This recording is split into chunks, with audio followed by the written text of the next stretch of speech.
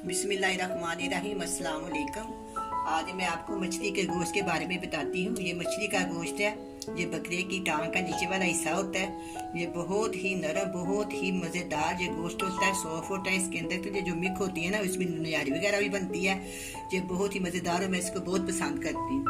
इसको बनाने के लिए ना इसको बहुत एहतियात करनी पड़ती है, क्योंकि ये बहुत जल्दी गल जाता है।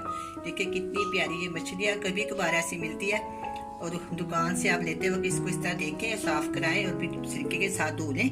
मैं सिरके के साथ धोती हूँ नमक लगा के। इसका गोश्त बनाएं, रोस्ट करें, बहुत सी चीज़ें इसकी बनती हैं। स्टीम रोस्ट करें, फ्राई स्टीम करें, इसको आप बनाएं। आप बहुत ही खूबसूरत मज़ेदार सा ये गोश्त तैयार होगा, आपको बहुत पसंद आएगा। तवे के ऊपर भी बनती है। गुजरावाले की बहुत मशहूर मछली है तवा मछली रोस्ट। ये आप इस तरह बनाएं, बहुत ही मज़ेदार बनेगी। इसी तरीके से अगर आप कहें तो मैं इसका तरीका भी आपको बता दूंगी।